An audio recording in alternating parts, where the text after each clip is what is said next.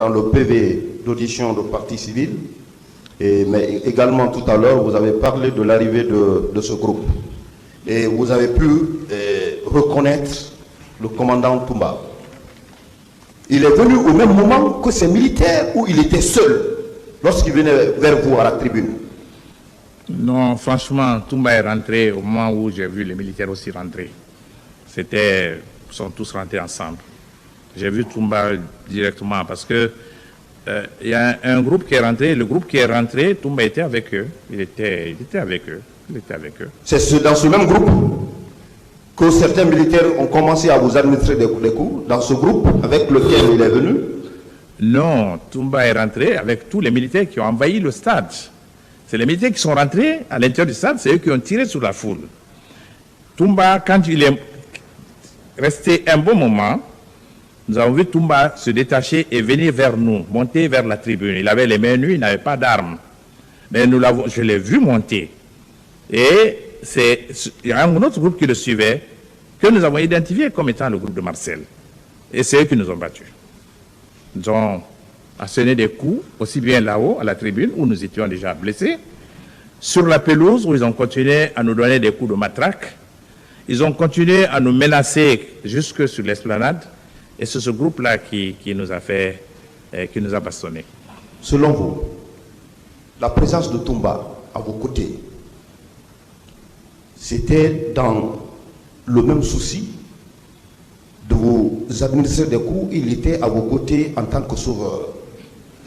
L'attitude qu'il a eu à adopter à la tribune, pouvez-vous donner une signification à ce tribunal?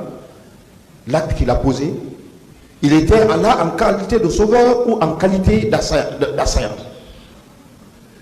Monsieur le procureur, en toute franchise, quand j'ai vu Toumba monter, pour nous, Toumba, c'est le symbole du CNDD. Pour nous, il venait pour nous arrêter. Mais lorsque nous sommes descendus, il a demandé son nom, où sont les leaders. Et nous sommes levés. Mais ceux qui étaient derrière lui, c'est eux qui nous ont frappés. Et quand nous sommes descendus sur la pelouse, nous étions déjà blessés. Et comme les gens continuaient à tourner autour de nous avec leurs matraques, ils continuaient à nous frapper, c'est en ce moment que Toumba péniblement a réussi à nous arracher, nous trois, Mokhtar, Sidia et moi. Il nous a demandé de le suivre. Nous l'avons suivi et nous aussi, on était poursuivis par toujours nos assaillants jusque sur l'esplanade. Et donc, c'est sur l'esplanade qu'il nous a embarqués dans un véhicule. Il est reparti en courant à l'intérieur du stade, il est revenu et après, il nous a pris pour nous amener à la clinique. Des temps après, monsieur le procureur, moi j'ai fait des déclarations à la radio où j'ai dit que c'est Toumba qui a sauvé notre vie. Et je crois qu'il a sauvé notre vie. S'il ne nous avait pas extrait du stade, on aurait eu le même sort que Cellou Dalein. Et Cellou Dalein a été sauvé parce qu'il a fait le mort. Et tout le monde l'a laissé sur la terre là-bas. Et si nous étions au même endroit, s'il ne nous avait pas extrait de l'intérieur du stade, je suis certain que la hargne avec laquelle Marcel et ses hommes nous donnaient les coups de matraque, ils nous auraient achevés. Donc, je l'ai dit une fois dans une interview, que Toumba nous a sauvé la vie. D'ailleurs, ça a fait l'objet d'une attaque de la radio. Et bon, enfin, ça arrive souvent dans notre pays. Mais c'est la réalité, il nous a sauvé la vie en nous sortant de l'enfer du stade. Vous confirmez que lorsqu'il venait vous sauver, il y a eu des altercations entre les personnes qui vous administraient des coups et lui-même pour vous extirper des lieux et vous faire sortir. Vous confirmez cela? À l'intérieur du stade, il a essayé de nous protéger. Et là, je n'ai pas vu beaucoup d'activité de sa part, mais il nous a sortis. Là où je l'ai vu vraiment avoir des altercations avec nos assaillants, c'est à la clinique Ambroise Paré, où il a eu un vrai tiraillement avec Marcel. Il a dit Marcel, mais non, il faut qu'on les soigne. Marcel dit non, il faut qu'on les amène au Calfaire. Il y a eu altercation, il l'a même tiré pour aller de l'autre côté de la rue. Ils ont essayé de parler, ça n'a pas marché, ils sont revenus. Et c'est là où j'ai vu les altercations. Confirmez-vous avoir vu Marcel au stade? Marcel, parce qu'il a toujours tenu ses déclarations de nature à s'innocenter, à dire qu'il n'a jamais été au stade. Dans votre procès, dans votre déclaration tout à l'heure, vous avez parlé de sa présence effective au stade. Pouvez-vous confirmer cela encore, qu'il était là-bas? Monsieur le procureur, quand vous avez votre, je ne dirais pas assassin, mais quelqu'un qui vous frappe une fois, deux fois, et que vous avez en face pendant un bon moment, aussi bien à l'intérieur du stade qu'à l'extérieur, sur l'esplanade, dans la voiture, où je l'ai vu à cette distance, et je l'ai revu à la clinique Ambroise Paré. On ne peut pas oublier le visage de son bourreau quand cela se passe en plein jour. Il n'y a aucun doute. Et j'ai entendu Marcel, et Toumba l'appelait plusieurs fois Marcel. Marcel, c'est celui que j'ai vu à la barre ici, c'est celui qui est dans le box des accusés. Marcel était bel et bien présent et c'est lui qui nous a bastonnés. Dans l'enceinte, M. Fall, dans l'enceinte du stade, est-ce que avez-vous observé des personnes qui arboraient des tenues civiles, mais qui faisaient partie des assaillants? Avez-vous observé des personnes qui étaient en tenue civile? Non, monsieur le procureur, je n'ai pas vu ces personnes. Vous savez, nous avons fait partie du premier lot qui a été extrait du stade. Et les explications qui nous ont été données après, c'est que, ça c'est après, les gens de Calia qui étaient venus au stade sont venus après nous. Parce que mon chauffeur qui m'avait accompagné chez Jean-Marie Doré, qui avait donc la voiture, avait garé la voiture à la station essence qui est en face du stade. Il m'a confirmé après qu'il y avait un bus garé là-bas et que les gens sont sortis de ce stade à ce moment quand nous on est partis. Ils portaient des tenues d'un club anglais et Chelsea et que ces gens sont rentrés au stade. Mais je crois que les personnes qui sont en civil ne sont pas rentrées en même temps que les militaires, les premiers militaires qui ont tiré sur la foule parce que vous savez que le massacre a duré toute la journée. Ce n'était pas le temps seulement où nous étions là. Ça a commencé pendant que nous étions à l'intérieur, mais nous on n'est pas resté longtemps à l'intérieur du stade. Dès lors que Toumba nous a sortis, je ne sais plus ce qui s'est passé à l'intérieur du stade, c'est en ce moment que les autres sont arrivés. Et ce massacre a continué jusque dans la soirée. Nous, on nous a extraits vers midi, comme ça. C'est ce qui vous a conduit à la clinique Ambroise, où étant Marcel est venu avec son équipe encore, pour menacer de faire sauter la clinique au cas où on vous administrait des soins. Vous confirmez ces déclarations-là?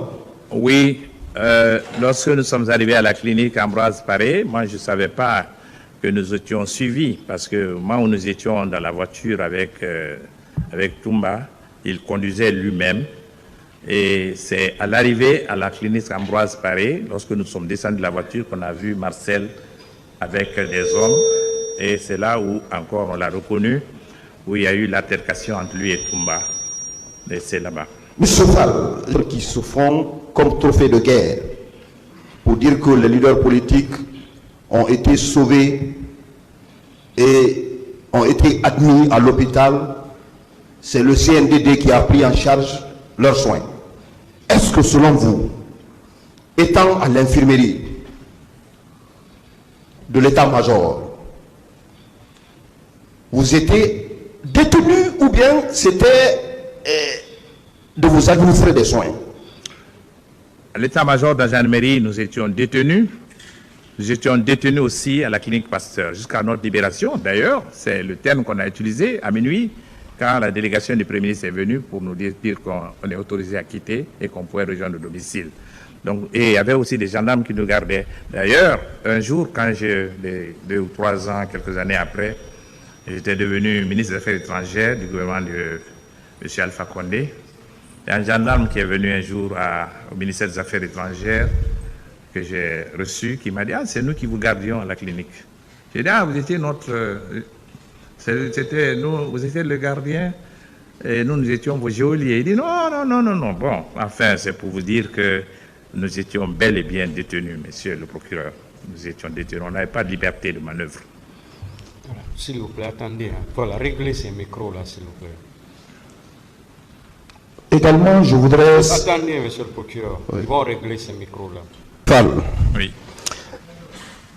Je sais que dans les préparatifs de la manifestation du 28 septembre, vous étiez permanemment en contact avec les autres leaders des forces vives, n'est-ce pas?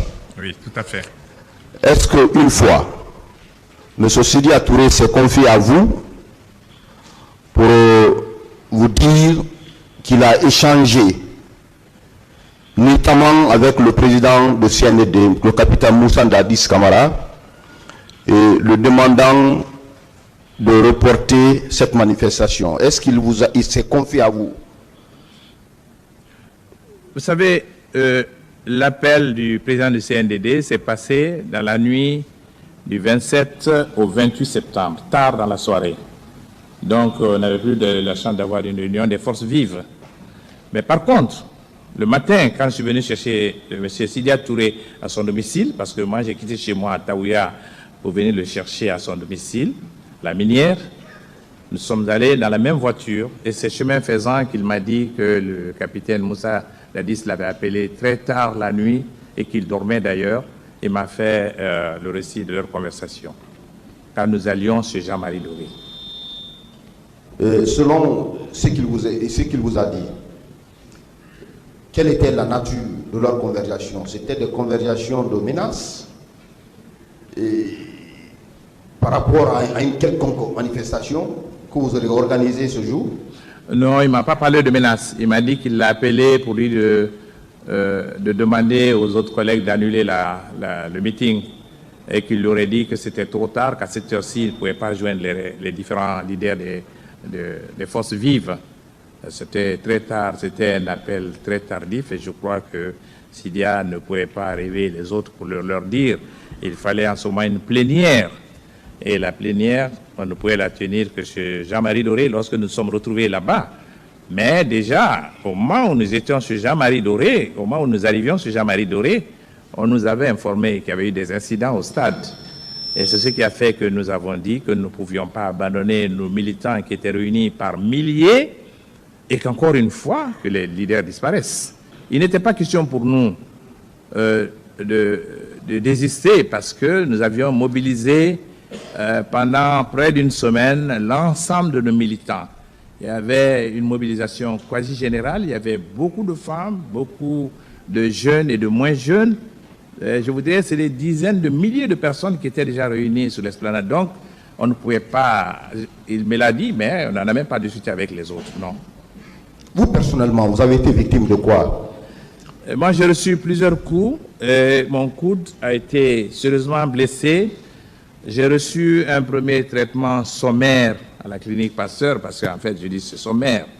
Et puis, quelque temps après, quand je voyais que mon coude enflait, c'était un bandage d'ailleurs que je portais pendant au moins 2 mois, et je voyais que ça ne s'améliorait pas, et je suis allé au service de traumatologie de Ignace Dine. On m'a fait aussi un traitement là-bas, mais ça n'a pas marché. Il a fallu que je quitte ici, et lorsque je suis arrivé en France, toujours plus d'1 mois après, mon bras ne guérissait pas, il enflait. Et finalement, j'ai été voir au service de traumatologie à l'hôpital Lavoisière. J'ai été reçu par un éminent médecin qui m'a dit que c'était un hygroma et que si on n'opérait pas, ça risquait de s'infecter et que je pourrais perdre mon bras. C'est en ce moment que j'ai accepté de faire l'opération. On m'a opéré le coude et on a enlevé l'hygroma. C'est ainsi que j'ai recouvert l'usage de mon bras. Je vous remercie. Je vous remercie, Monsieur le Président.